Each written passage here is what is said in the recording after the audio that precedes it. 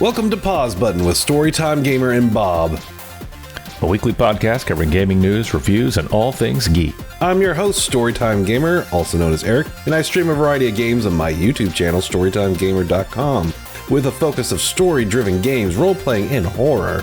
I also love anything from the 80s and 90s pulp culture.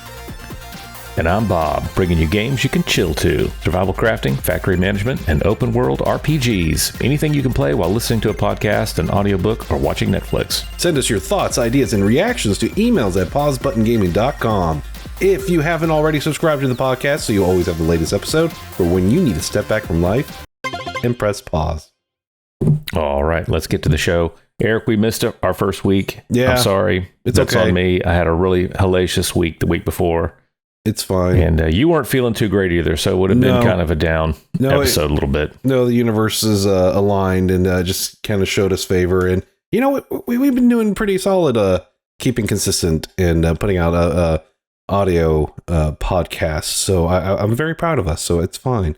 People will forgive us, I think, especially in the future when they go back in our archives and like, oh, man, there's one episode missing.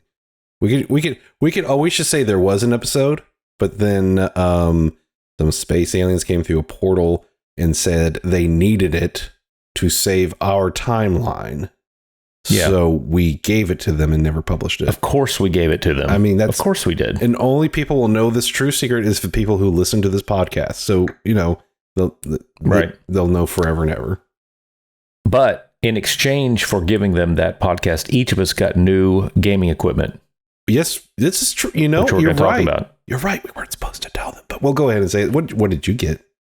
Well, I got a Steam Deck. Wow. And we have lots to talk about on that. And what did you get? Well, I got a proper gaming PC for my birthday. You had yourself a little birthday, didn't you? Yeah. So I got it from my partner, my girlfriend. She is awesome. She's like, you need this. This will help out with your streaming channel. So she knows you so well. She knows me very well. So it's I finally can get on Steam and play proper PC games, which makes me happy. Oh yeah. We'll talk more about that after the news. You want to jump into the news? We've got quite a bit here. Yeah. So I think the coolest thing that happened this week, which I just about I think it's as exciting as finding out all three Spider-Men were in Spider-Man No Way Home. Is the Deadpool 3 announcement that officially came. And when I first saw it on, because I see the little feeds on my YouTube channels, my subscriptions, I was like, okay, this has got to be a fake trailer. Because people put out fake trailers all the time or fan trailers. Yep. And then I kept seeing the same icon pop. I'm like, oh my God, this has got to be real. And I watched it and I was like, oh. So we have Hugh Jackman coming back as Wolverine for Deadpool 3 in September of 2024. This is like 3 levels of breaking the fourth wall too, because I love the way Ryan Reynolds did this reveal. I told my wife, I was like, you need to go watch this trailer. I'm not going to tell you exactly what's in it, but I promise you, this is unlike any other movie trailer you've seen before. Oh yeah, no, just a teaser. And I know we always complain about teasing the tease of a tease, but this has been something in the works for so long that I think a video needed to be put out saying, hey, we're working on the movie, don't worry about it. Since, the House of Mouse, since Disney / Marvel incorporated 20th Century Fox, which is now just 20th Century Picture Television or something. The Pictures, I think, is what it is, so it's not longer Fox. But anyway, they took that, so they brought in the X-Men and the mutants into the fold of the MCU, and now this is their first MCU debut of Wolverine and Deadpool. I love Ryan Reynolds' humor. First of all, is great. It's unique, that ironic, kind of deadpan, fourth wall breaking stuff. But the perfection of his casting as Deadpool, it's like the character was written for his personality. Yeah. Hugh Jackman's a great Wolverine, but he's not quintessentially Wolverine. No. Other people could play Wolverine. No one can play Deadpool the way Ryan Reynolds plays him. No one could. No, that's just he's great. It's just like he's made it so real. The only other person that has done a good job with Deadpool, in my opinion, has been Nolan North, just voice acting Deadpool for the Deadpool games and the Marvel vs. Capcom games. And that's about it. Otherwise, it's like Deadpool lives in the comics. You have the voice in your head. and his personality, but Ryan Reynolds brings it. So yeah, brings it. So there's the what's going on with, yeah, what's going on with Cyberpunk? It's like back. It's back. Crazy popular all of a sudden. It's because they finished patching it and fixing it, and now you can play it on all platforms. I think they're silently pushing away the PlayStation 4 and Xbox One versions, but because of the Netflix anime, which we talked about before, which now I'm kind of like, okay, I probably need to sit down and finish it. It has brought it back to popularity, because one thing I did notice when I was watching the first episode is how, it's like one for one copying the city, Night City and everything else. So it's not like, well, here's another artist's interpretation. No, it ties in. So it's exactly the same, which is amazing. So people watching the anime, they want to play the game. And so it's jumped back up in the Steam charts to like number 1, number 2 in the top 10, top 5. Excuse me, for the last couple of weeks. And that's amazing. I'm glad, I'm happy for them finally. I am too. They stayed with it. What happened at the release was really bad, and I'm sure it was really depressing for everybody that worked there, but they worked hard on it. They have brought that game back from the dead, essentially. Yes. And now the success of this anime is bringing it back. It's great. It's great news. No, it's perfect news. And along with that, guess what game got pushed back? It's a good call, boys. Skull and Bones. Skull and Bones got pushed back to March of 2023. And I'm not surprised. From, what we saw of the game trailer and everything else, it just seemed meh to me. Yeah, they seemed really committed to whatever that was. And so I guess they finally got through to the decision makers. Hey, y'all, this thing is getting trashed. Well, and there's that Tartuga game coming out too soon. So like all of a sudden the world of pirate simulators has grown, more one too many. And they're probably smart to push it back, but something tells me the game still needs to be developed. Maybe they send out the teaser to see how it'd be welcomed by people, and that they've had enough reception. Like, all right, we need to really get this going, get this working. But I would not be surprised if it still had bugs and glitches on day one release.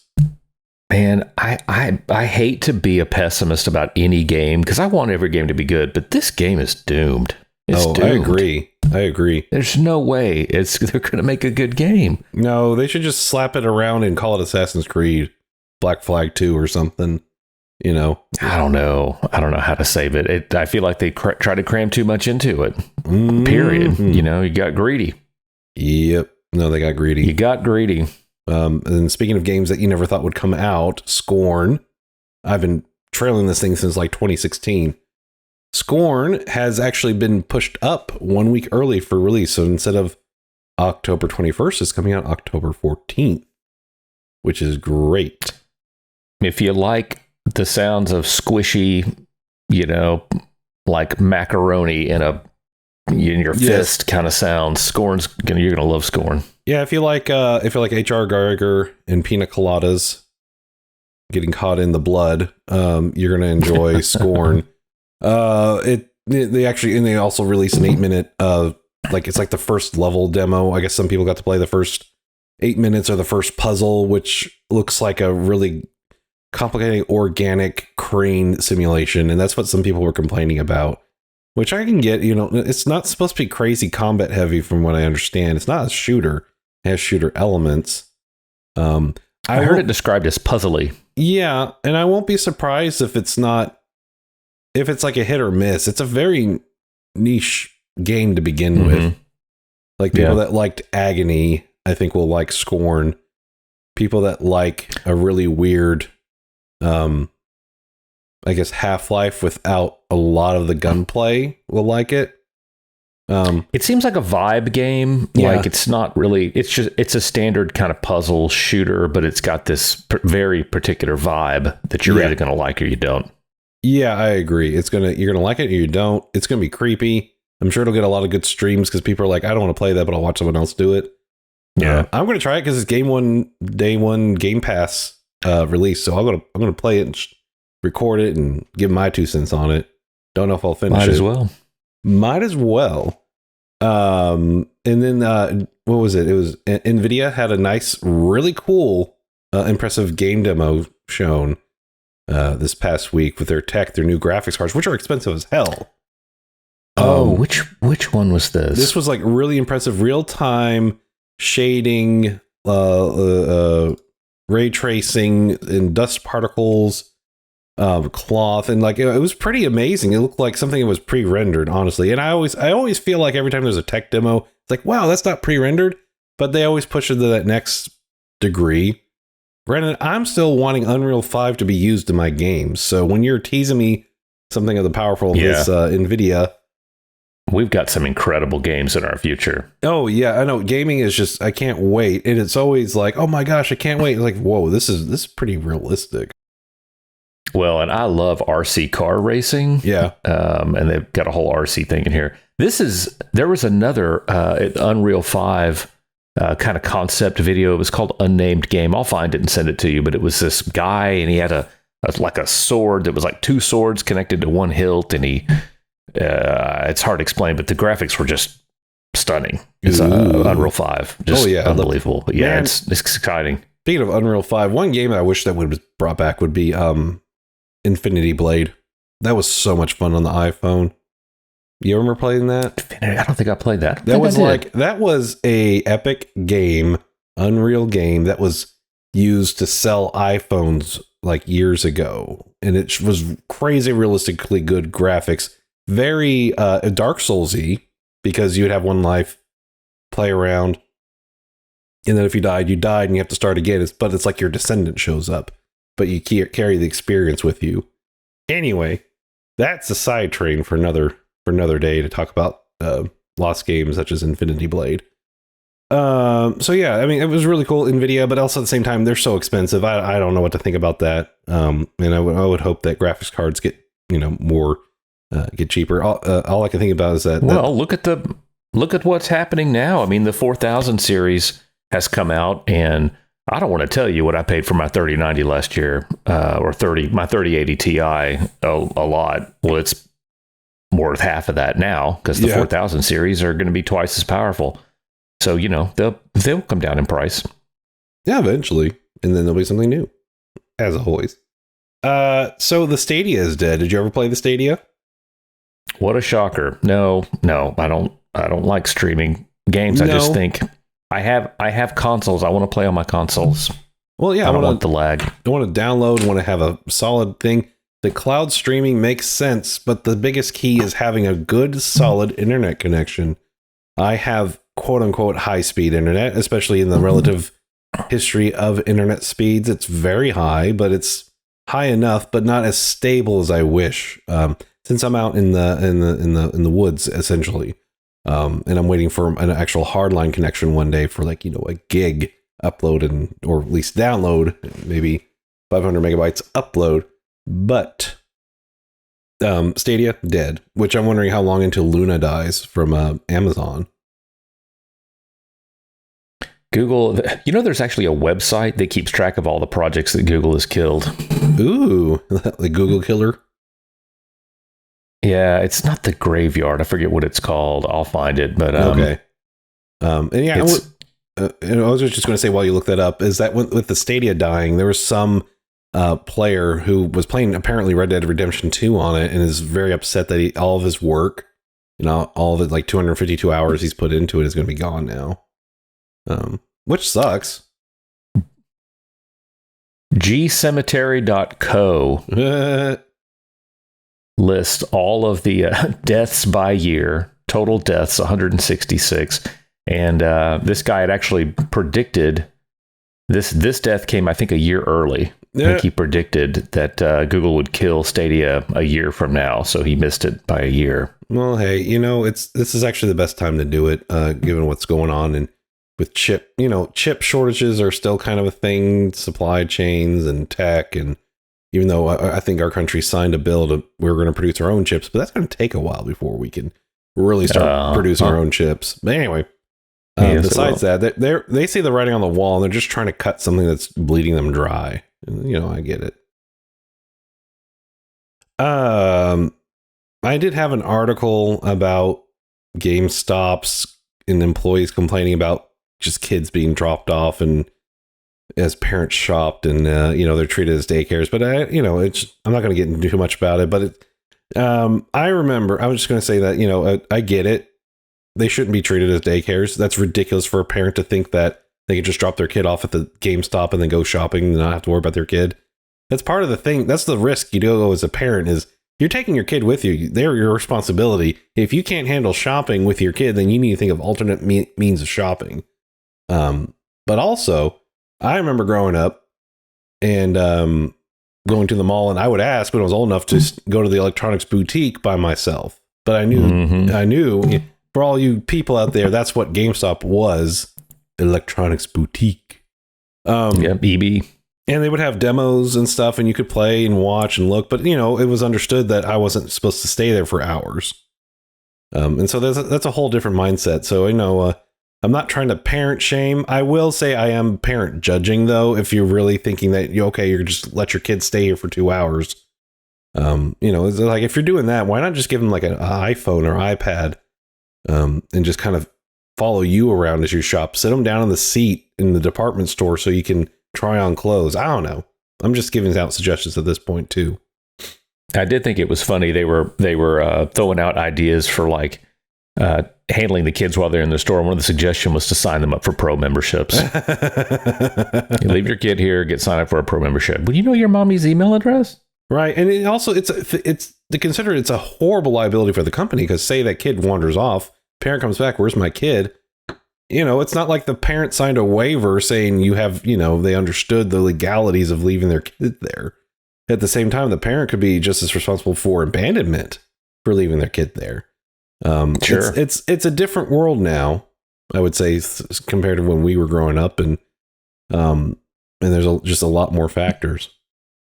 But GameStops are also toy stores now. Let's be honest. Games are. Yeah.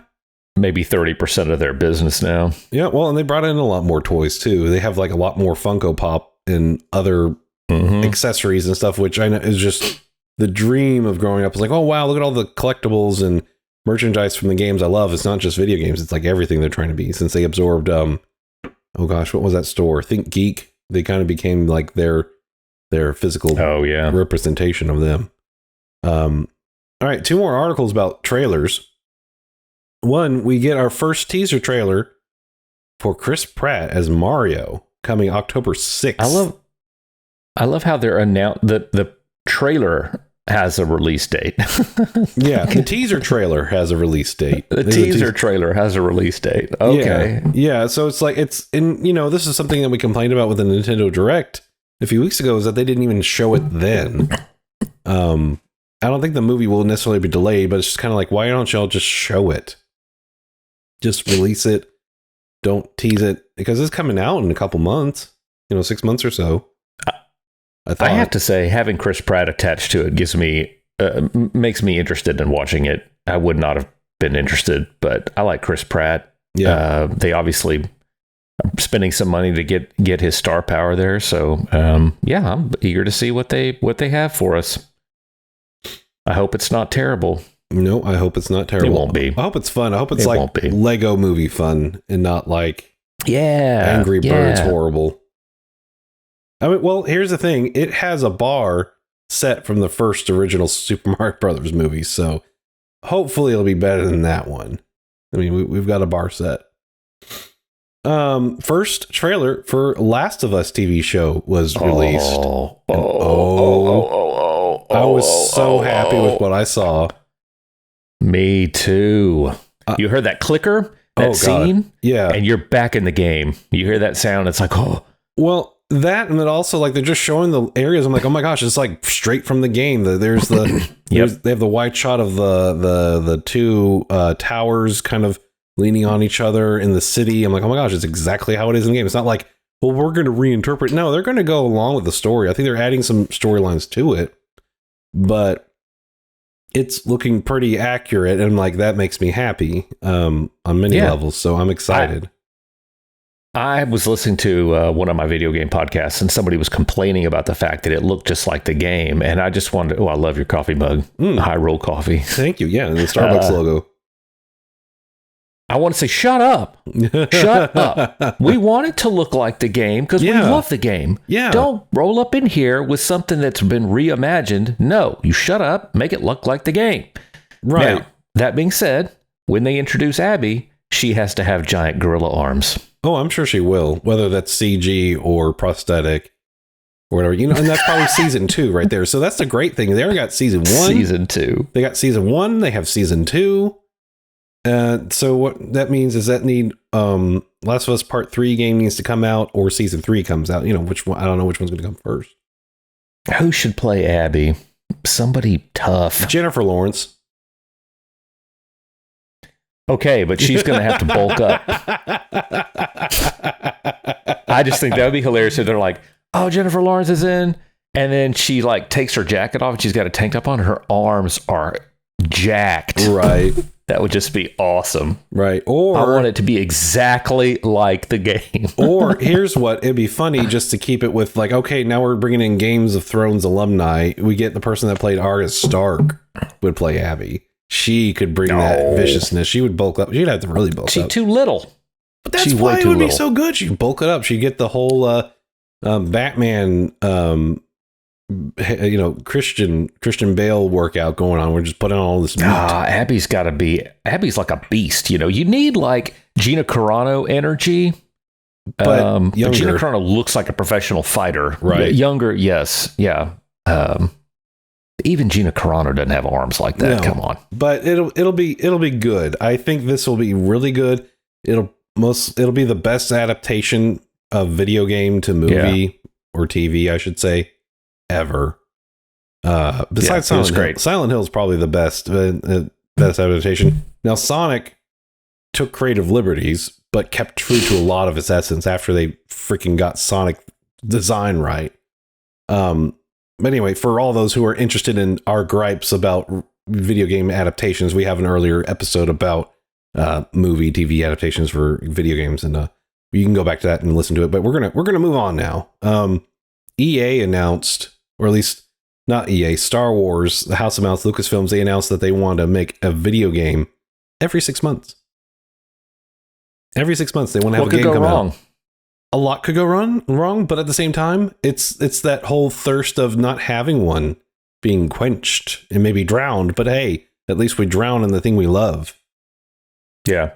It's interesting, Disney buys Star Wars, and Star Wars, honestly, now it feels like it kind of languished for several years. Yeah. And they are churning out content. They're like, right, we bought this thing, we are going to wring it out. Yeah, they should. Not every piece of new content is great, but Andor's great, and we'll talk about that in a minute. Yeah, we'll have to talk about that here in a second. Like for me, you're a little bit older than me, but for me, like I grew up with the original movies, and then they had the special editions come out, and that's when I was like, so I've already got used to them, and the special editions come out. I was a good teenage year, and I was like even more excited about that, so I was good into the toys, and then I got my first favorite Star Wars game was Shadows of the Empire on the Nintendo 64. So I was all in the Star Wars. I was all in the Star Wars at that point. But it was kind of like a treat, and like, ooh, once in a while something would come out, but not much content. And now it's like Star Wars in the face, and that's great. We need this. Which I already have a pitch idea. We'll talk about when we get to the Andor section about the next thing that Star Wars needs to do. Anyway. And the Callisto Protocol finally released like a more coherent story trailer, and it made me so giddy. I'm excited to play this thing. Yeah. I was sort of mid interested in Callisto Protocol until I saw this trailer. Really? And when I saw this trailer, yes, because it's throwing off some strong Aliens vibes. They're going through and they're like, where's the rest of the colony? And I was like, hell yeah. This is for me. They're right here, I'll play this game. No, they're evolving, and they get attacked by this creature. Yes. Well, for me, they actually, if you watched it, I'm a big Dead Space fan, and you can watch on my channel right now is Dead Space 2, as the videos are coming out for Dead Space 2. I'm excited about the Dead Space remake, but in this trailer for Callisto Protocol, they actually threw out some shade towards the original Dead Space game, since it's the original developers. They have a shot where it says shoot the tentacles, like written in blood. And in the first game, in the first Dead Space, it says cut off their limbs. So it's either one, it's an Easter egg for the developers in the game, but it's also kind of like, screw you, EA. We went on and kept doing Dead Space, whether you like it or not, which I love. Because EA, love them or hate them, they suck at keeping stuff going and going well. Yeah, no, that's true. And that's it for my news articles. I just got a couple here. Of course, I've got to troll you on NFT-based games, and the Epic Game Store has one out, and I won't belabor this point, but they've got this game called Blanco's Block Party, and there's an NFT. They've got this NFT. They're trying to get it off the ground. It's getting panned, of course. And the thing is, and I follow a lot of video game journalists and podcasts, and they sort of universally revile any attempt at NFTs. And Agreed. I can't always tell, do you hate it because it's NFTs, or do you hate it because like the game itself is bad? So it's kind of, you can make a case for either one, but sometimes I think people get mixed up on, do they just not want NFTs? I still don't understand the concept of having, if the assets you're buying aren't portable outside the game, what is the point? Right. So in this game, you can collect things, but like if I can't use it somewhere else, I don't understand why it's an NFT. Right. You're just trying to sell us stuff. So I don't know. I find it interesting. I see the promise of it. I don't think anybody's pulled it off yet. Right. No, they have. Well, actually, I would say the people that have pulled it off, it's not being reported because it's a lot of quiet. Really, it's not necessarily really. Right. It's not really accessible stuff, but there are games out there that are churning out millions in NFTs and games, and it's kind of like, well, here it is, but it's not. You remember a few? No, go ahead. A few episodes ago, I tried that Gods Unchained. Yeah, it's a free-to-play game, and there's a whole marketplace, and there's thousands of people out there buying stuff. Yeah, they need to make it easier for people. It's a little intimidating to have to go get a crypto wallet and do all this stuff for most people. So yeah, once they figure it out a little bit better, and I think it might be. There is a bias in the industry. It's a lot of naysaying right now, but that's because we're already hurt from loot boxes, I would think, but also I wouldn't be surprised if some outlets just want to say no, and so they get that skewed view of NFTs. But as soon as you start seeing positive reporting on crypto and NFT gaming, and then you can tell when the narrative has changed. But anyway, it's just a value thing, I mean, if it's valuable to me as a gamer, I'm going to embrace it. Well, the value's not there yet. Like you think about the way Ready Player One, that universe works. You've got this metaverse, and you can go and you can see, someone's dressed up as Master Chief, and someone's dressed up as, I say dressed up, that's their character in when you're mixing all these assets and genres and stuff, that's when we'll start to see it. And the technology's not there yet, but it'll get there. It will. Yeah. It'll get there. This story about Splinter Cell caught my eye because I love Splinter Cell. Oh my gosh, I spent so many hours playing the Splinter Cell games, and they're just great. And I saw the story. Splinter Cell Remake will update the story for a modern day audience. I don't know what that means, but they're making a new Splinter Cell, and they're going to update it, and I think that's great because I'm excited about it. Good. Well, they need to get that out. I also got excited about this last story, which said Ubisoft wants to make more focused games rather than having one game do everything. Thank you. That's kind of how Valhalla had gotten to where, what do you want in your game? We have that here. Right. I don't give me a game that has like 50 different things that are all just kind of mediocre. Have the game be good at one really good thing, like God of War does that. Story and combat, don't. It's not a farming sim, right? It's not a survival crafting game, right? Does one thing and do it well. It sounds like they've gotten the message, and that's great. Yes, it is. All right. So your Steam Deck. Of course, we're on audio, so. Whoa, he's holding it up to me, and it looks amazing. Boy. Yeah. This thing is incredible. I have gotten some great porch gaming on. It's really surreal to fire up a game like Shadow of Mordor, one of my favorite games that I had been replaying for the third time on the PC on my big TV upstairs, to take it out on the back porch, fire up my save game, my same save game, and be right back there in the game, is incredible.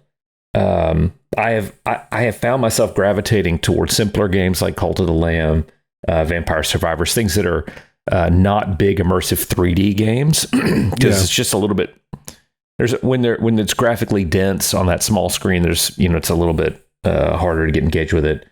But man, what an impressive piece of equipment this is. It's just it's basically a Linux machine that can run all these Steam games.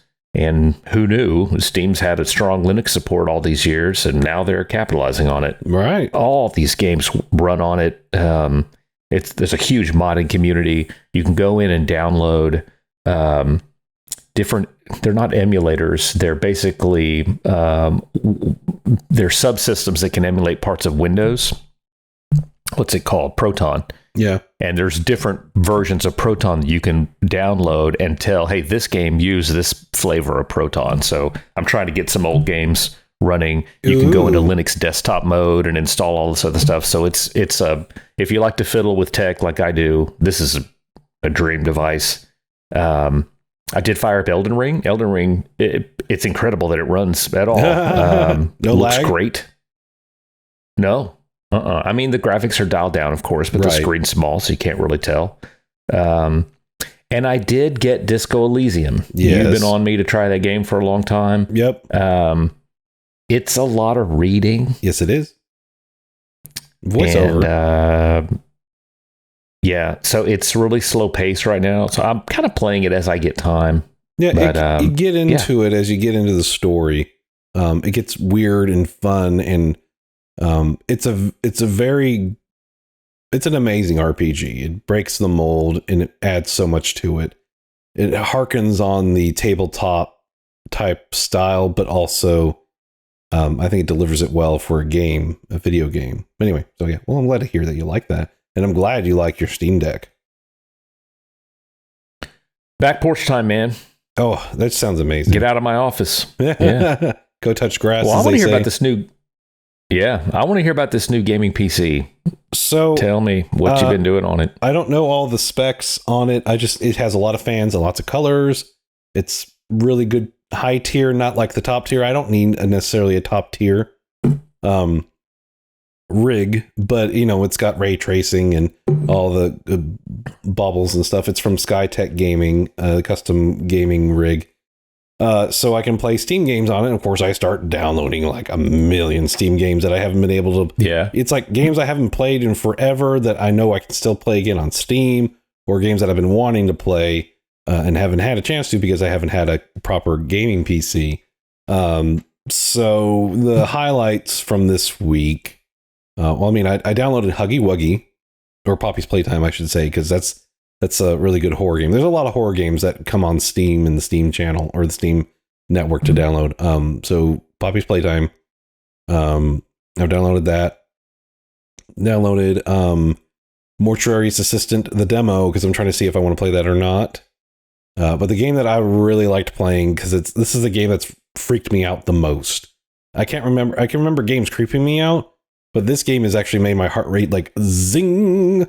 Just playing the damn thing.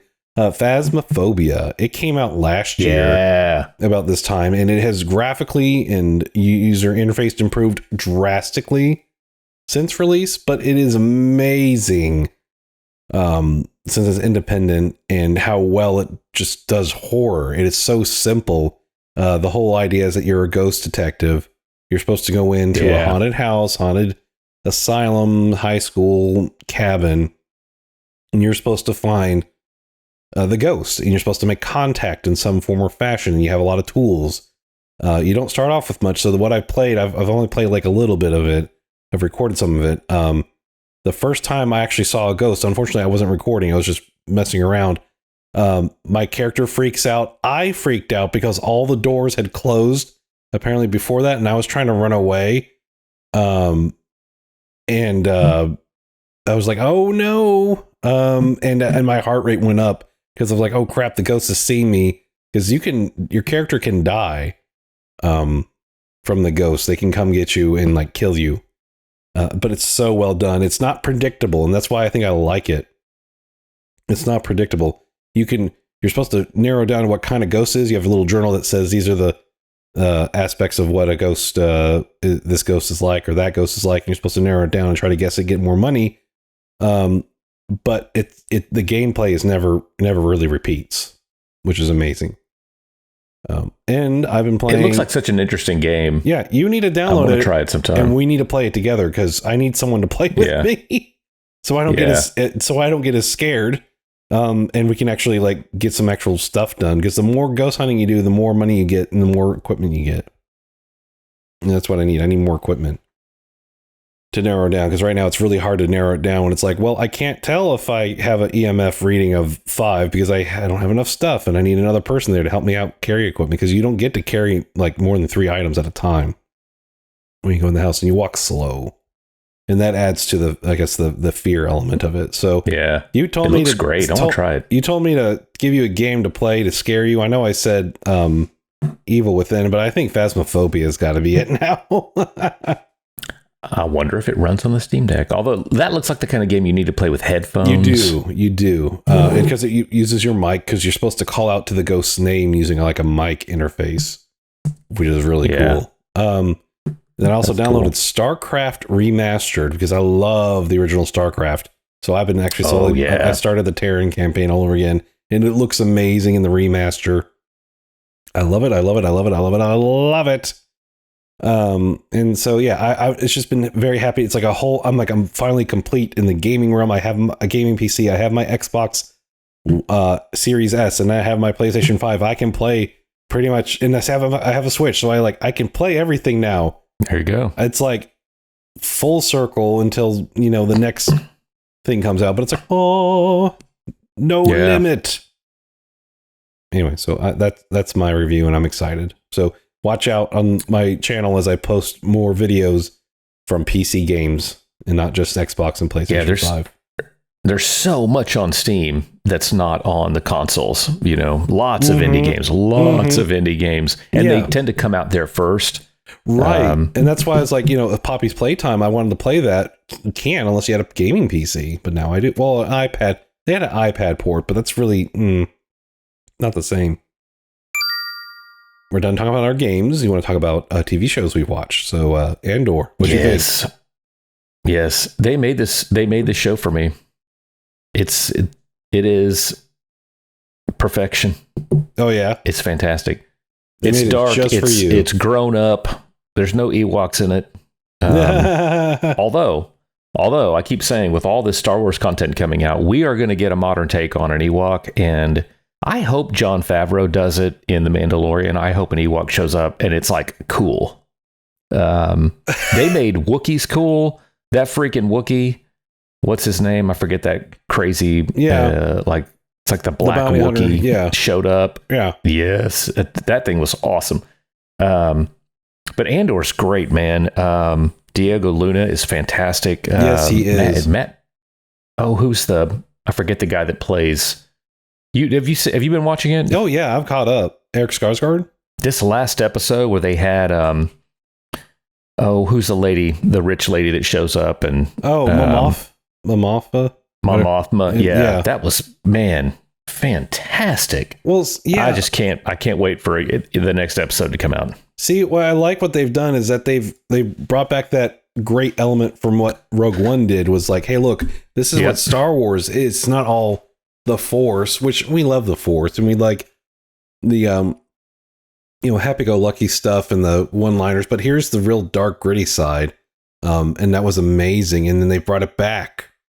Like Mandalorian brought back some of that grit and funny moments, but this is like really grit and not necessarily depressing, but kind of really grounded and sad, but good. Yeah, it's compelling, it's dramatic, and I love it. I love how we got to see some of the drama on the politics side between Skarsgård's like alter ego when he's not like recruiting for rebellion or whatever, and it's like, ooh, yes, show more of this. And can you guess who is a Witcher 3 alumni? in it. Oh, tell me. It's the voice actress for Yennefer. Voice actress? Oh, from the game. Yeah. Yeah. Who does she? Who does she play in Andor? The blonde Imperial. That's her. So that's Yennefer. Ah, okay. I forget her name now, but it's like as soon as I saw the trailer and I started looking, like they showed the trailer months ago, and I looked it up, I'm like, oh my gosh, it's Yennefer, and you can hear it. I'm like, oh my gosh, this is so cool. It's great when a voice actor actually gets some acting time on screen too, and she does well as an Imperial. I really like. They're really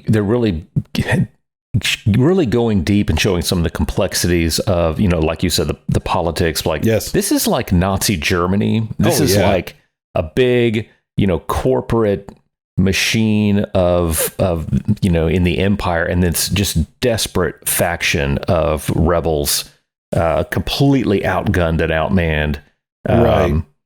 Just desperate to fight back, and just and you get that feeling. You get this big bureaucracy. Yeah. And that's what's, and I think that's what's kind of needed, or we need more of these kind of stories. And we love the Skywalkers, but let's give a break from them, in my opinion, and continue with what Andor's doing. We don't watch a ton of shows at our house, but when they're good, and there's a lot of good ones. House of the Dragon is great. Yep, that's still doing well. Lord of the Rings, Rings of Power. Are you keeping up with Rings of Power? Yeah. I continue to be just very impressed with Rings of Power. And what's her name that plays Galadriel is just fantastic. She's well cast. Yeah. She's awesome. Rings of Power is great. We're watching a show called The Patient, which is Steve Carell. Oh, and, yeah. It looks like Domhnall Gleeson, but it's actually pronounced Donald Gleeson. Mm-hmm. You know who he is?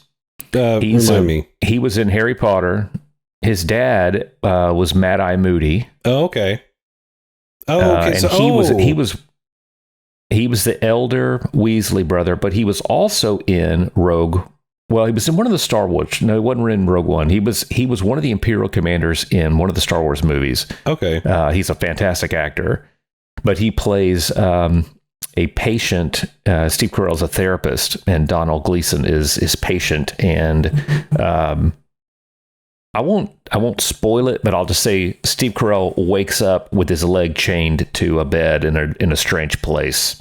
Oh no! And the story kind of goes from there. But we're really enjoying that. Want to play a game? Yeah, that's exciting. I'll have to watch that.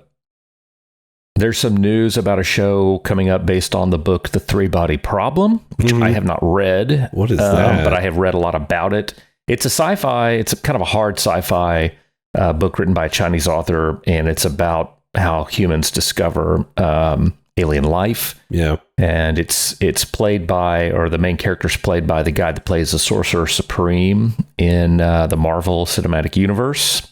Yeah. And I think it's going to be great. Okay. I was excited to see that, so I'm keeping my eyes out for any Wong. news about the Three-Body Problem. Benedict Wong. Okay, that's cool. That'll be good. Yeah. All right, cool. Yay. Exciting. So here's my pitch. This is what really Star Wars needs to do. And they have every liberty and every right to do it. They need to take Star Wars and then do a slightly different adaptation of Seven Samurai, but Jedi. To call it like Seven Jedi. And I think that would be amazing. Is that where they teach the people how to fight? It's a lot of complexity. See, the thing about it is it's not just about it's the village that's besieged by bandits, and they are like, we need help because we're tired of this. So they go to find Seven Samurai to do it. They can only pay them in rice, so they can't pay them in money. And you get all these war-torn warriors together that have sad backstories. And you find out more sad backstories about the village people too, because they can defend themselves, or they've killed samurai in the past, and they're strong but they're weak. But yeah, they get taught to kind of be human again. There's a lot of depths in there, and I think that would be great in the Star Wars universe. And it's not necessarily like go ahead. Well, no, I was going to say that trope of we're going to teach the peaceful village people how to fight and defend the village was done in The Mandalorian. Yeah, it was. It was done in this last episode of Rings of Power. They did that. Yeah. So I agree with you. It sounds great. I mean, I think they have touched on that. Yeah, because the reasons why I think it would do well is you have Jedi comes the word Jedi Geki, which is the Japanese for samurai film. So you have that element, but also the original Star Wars New Hope took elements from Akira Kurosawa's Hidden Fortress. And guess what two characters were inspired by that movie Hidden Fortress? Oh, I don't know. R2-D2 and C-3PO. The two main characters you follow in that movie are just complaining. There's one short, squatty, one's tall and thin, and they just kind of bicker at each other like a married couple, and they're like, I hate you. Okay, I love you. Okay, hey. Well, I don't say I love you, but, like they're best friends, and let's do this together. No, you do it. It's just that archetype. Anyway, there's my pitch. You can take it, Disney. It's fine. Just, make a good movie out of it or show. You heard it here first. Yerp. All right, it is time for Hallostream. It is Halloween month. October the 2nd is the day of recording. So you will enjoy this on not October the 2nd, but it will be Halloween month. And any time that you want to have a Halloween fix, I thought it'd be great to talk about our favorite horror movies and horror games. But I also wanted to talk about, take a favorite horror movie and pair it with a good game that would be kind of the same feeling. So I'll leave my favorite horror Halloween movie till later. But one of the first games and movies I thought about pairing was John Carpenter's The Thing, which there is an old The Thing game. It's hard to come by. I remember it on the PlayStation 2 and probably PC. But I think in today's terms, Among Us would be the best thing to play if you really liked The Thing. Do you agree? Definitely. Yeah. Definitely, because The Thing is about trust. Yeah. It is about who can we trust, because someone here is the imposter. And that scene where they've got the blood in the petri dish and the flamethrower, and you don't know the first one they touch and it goes out, and then the next one he touches and right, yeah, when they're tied up to the chair. And you get that feeling playing Among Us. Yeah, and this is not the prequel that was made in the 2010s, y'all. This is the original John Carpenter. Watch it. It's so good. It holds up today. Practical effects. Delicious. Event Horizon is a favorite science fiction horror movie of mine. I need to watch that movie again. Oh, what a great movie. Good. It has Sam Neill in it. And the thing with that is, a deep space vessel which can travel full space with a special engine, so it can go across distances in a shorter time, goes missing and then it reappears years later. And it's very haunted. And two games that go well with that are the first Dead Space and the second Dead Space, because they took heavy influence from that movie. So good. So if you liked Event Horizon, play it. Yeah. If you try to manipulate space-time in order to travel, you are going to open up a portal into the underworld. It's just... Oh, yeah. That heaven, scientists hell, should know that. A area where you're all liquid. The Descent. Have you ever watched that? Oh, dude. The Descent is in my top 10. That is one of my favorites. It's fantastic. All time. Yeah. Yep. It's so good. It was so out of nowhere when it came out. It's amazing. Well, if you like there's a scene where go ahead. She's down in the caverns, and at this point in the movie, something's down there. Yeah. But you don't know what it is. And if you haven't been spoiled, you don't even know that it's, I won't say more to spoil it, but there's a scene where she looks around and you get a glimpse of this thing moving, and it kind of scutters off and and that just grabs you. Oh, yeah. Okay. Here's a cover your ears if you haven't watched it. La la la la la. So the fun fact is that those actors in the creature outfits were lurking on set before the actors saw them. So they would be lurking behind the shadows and stuff. Just made it really uneasy for when they recorded. So it kind of added more to it. Anyway, all right, you can unplug your ears now. Alien and Aliens. Two great. I love watching those movies this time of year for Halloween. Aliens Fire Team and Alien Isolation, I think, are good pairings for those. In both reverse order. Alien for Alien Isolation. No game captured the feeling of the movie Aliens better than Alien Fire Team. Agreed. And then Alien Isolation captured the first movie spot on, in my opinion. The music, everything else, it was just perfect. It's like, finally, we've come to the place of getting Alien right. Yeah. If you're a fan of the Saw films, I'd say Until Dawn, since there's a bit of Saw in that. And I would have put in the Devil, I think it's Devil in Me. That's the new Supermassive game coming out in November, which makes me sad we don't get it for Halloween season this year. I'll be doing a Let's Play of it, but because that one looks very H.H. Holmes Saw-like, but that has, the Until Dawn has it, but also Batman Enemy Within, because the Riddler is portrayed as kind of like a Jigsaw character, similar to what Howie was in the Arkham series, but you have to solve his traps a lot more like a puzzle. In that, did you ever play Heavy Rain? Yes. I didn't finish Heavy Rain, but there's a part of Heavy Rain where you have to crawl under this building. You have to crawl over broken glass. Yes. And Heavy Rain was all like the controller. You have to kind of move it and you feel. I got Saw vibes playing that part of Heavy Rain. That could easily be put in there. Like, and that's one of those games a lot of people hated it. I loved it. I mean, if you didn't know what you're getting into, that's kind of your fault, in my opinion. And if you were surprised by it, then hooray. But yeah, it's not like it was the first game from Quantic Dream. So, Blade 2. Do you know why I love Blade 2 so much? There's two reasons why. No, I don't. Well, Guillermo del Toro directed it. So this was before he got big with Hellboy and bigger with Pan's Labyrinth. I love Hellboy. But also it has Ron Perlman in it. And you know how big of a Ron Perlman fan I am. So it's very good. It's the best Blade movie until, I guess, the MCU puts out their Blade. In my opinion. And I would say if you like that Devil May Cry, any of the Devil May Cries kind of fit into that action-packed monster slaying vibe. And I feel like Evil West will be a good match for that. And that comes out later this month. No, that comes out in November. Never mind. Yeah. Yep. It looks good too. Yep.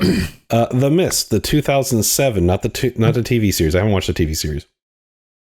But the 2007 version of The Mist.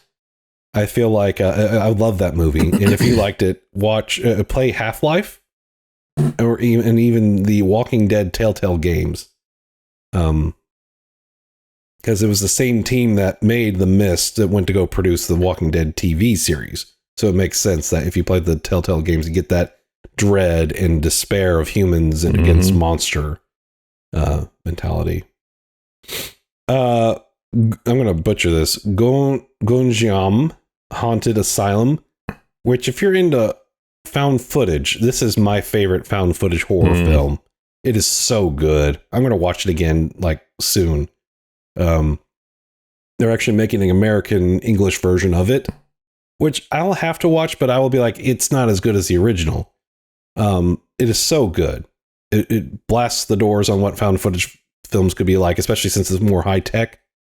And it's like there's someone trying to stream a ghost haunting at a haunted asylum. So they're streaming it live, but all this stuff happens. You know how that goes. Phasmaphobia would be a perfect match for that. My favorite found footage film is Cloverfield. It's not a horror movie. It's more of a monster movie. Yeah, it is. I love that one. That is a good I love that movie. Is this one that you put in? Next one? You put in 28 Days Later, but I did add Dying Light to it. Okay, well, 28 Days Later, yeah, Last of Us, Dying Light. I think those would be good pairings for that movie. Yeah, 28 Days Later introduced the idea of the running zombie. Yep. Because before that, all the zombies were slow. And in Dying Light, most video games, I think running zombies are kind of hard to figure out in a video game. They are. Dying Light has them, and they're scary because they only come out at night, the running ones. Yep. Yeah, those are pretty creepy.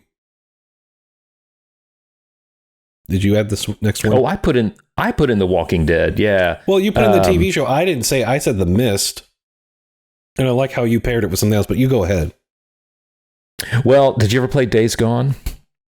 I wanted to, but zombie game. I heard a lot of bad things about it.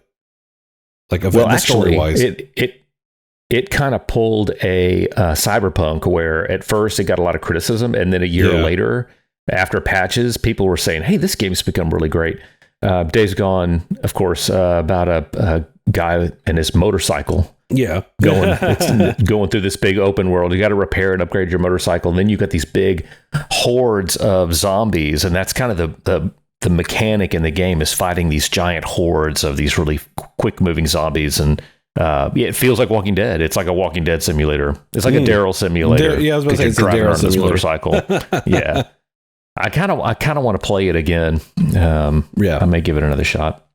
I threw in The Abyss. The Abyss is not a horror movie exactly. It's kind of science. It's got some horror elements. It's got suspense. But I threw it in because Subnautica is not a horror game, but you get feelings of terror being in the big, wide ocean depths, the dark ocean depths in Subnautica. Yeah. Kind of touches on the same things. Yep. No, I think that's a good pairing. That's a very good pairing. If you're a fan of Zombie... This next one's a great pairing. Yeah. Fan of Zombieland, Left 4 Dead, especially Left 4 Dead 2, because originally Zombieland was supposed to be a Left 4 Dead movie. When in kind of its conception, it used to be like Zombie Kill of the Week, and then it was like what was called a Left 4 Dead movie, and then they were supposed to be a tie-in between Left 4 Dead 2 and Zombieland, and that never happened. But those, I would say, definitely with the Left 4 Dead 2 and the first Zombieland, that's definitely what the best pairing is. So if you like Zombieland, you want to kill zombies, but have that fun little atmosphere and attitude to it, then you play Left 4 Dead. Now I got to add one on here, which is Dead Rising.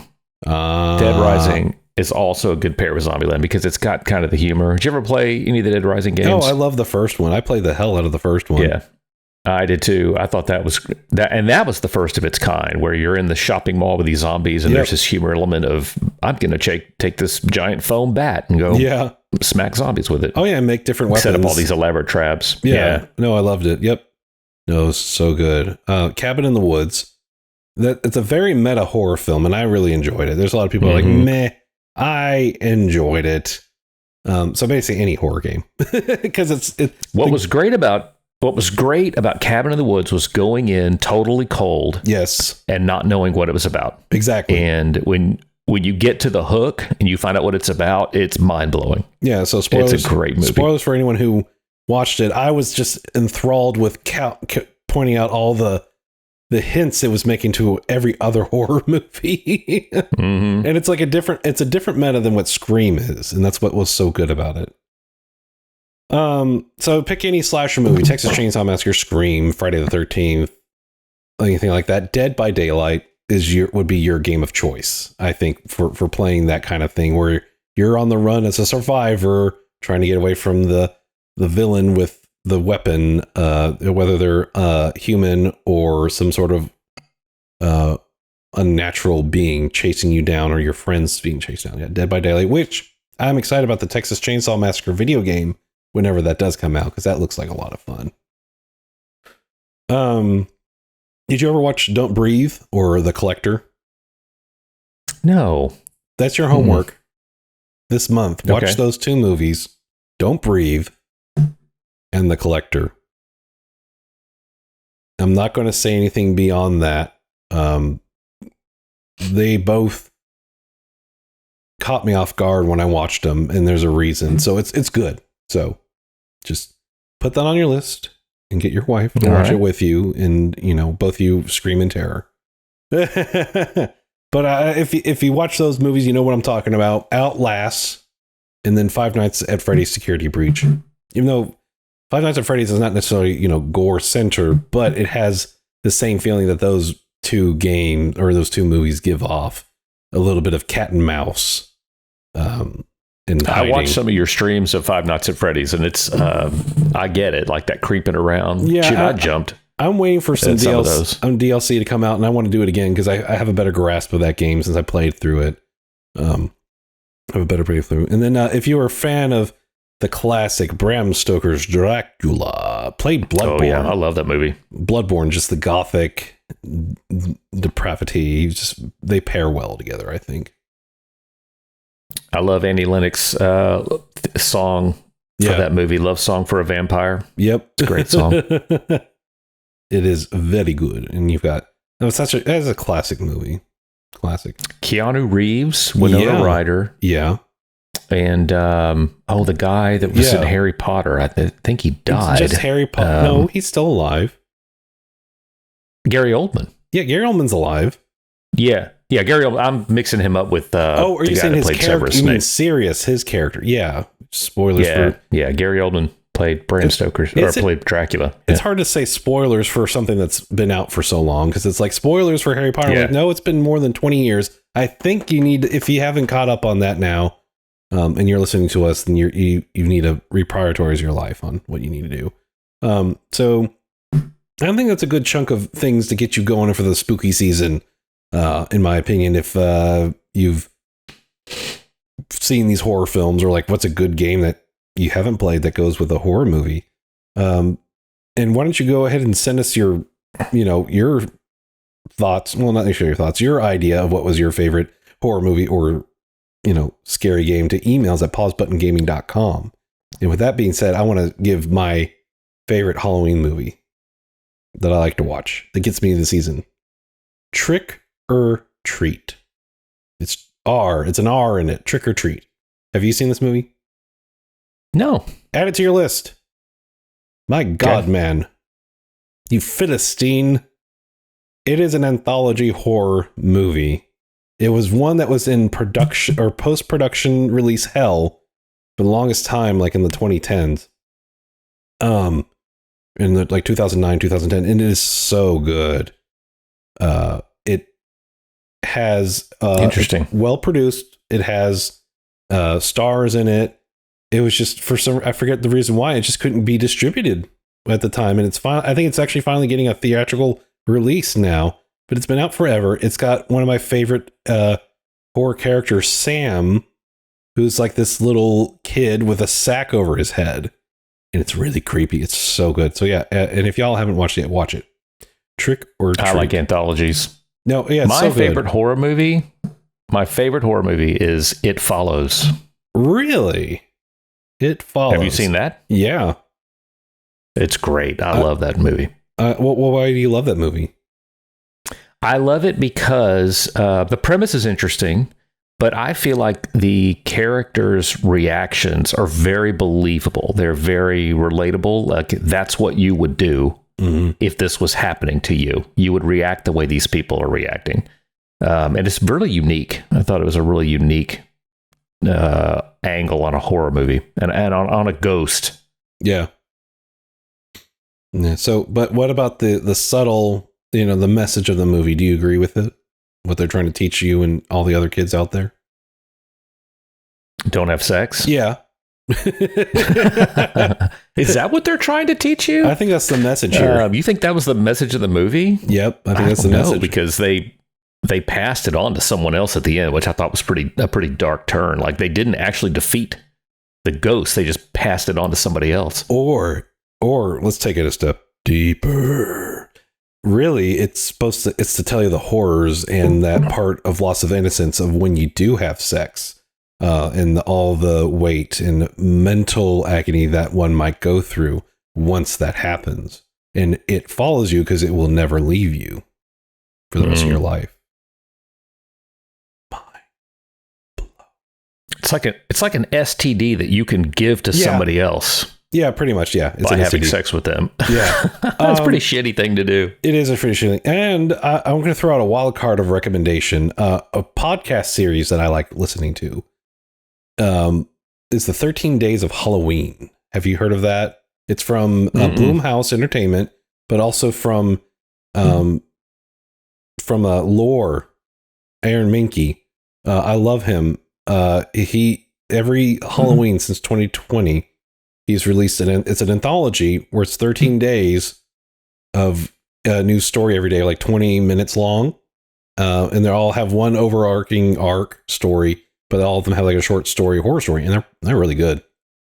If you love 3D audio, put on your headphones. It plays it out like a 3D story, in your head. The first season is my favorite. The second season's weak. The third season comes out this year. I haven't got the release date yet, but it'll be probably 13 days until, the 31st.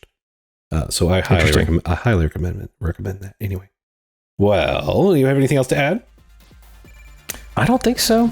Okay, I think we looking forward to a spooky season. The spooky season. Thanks for listening to Pause Button. Like, subscribe, follow on YouTube and on the Apple Podcast Store.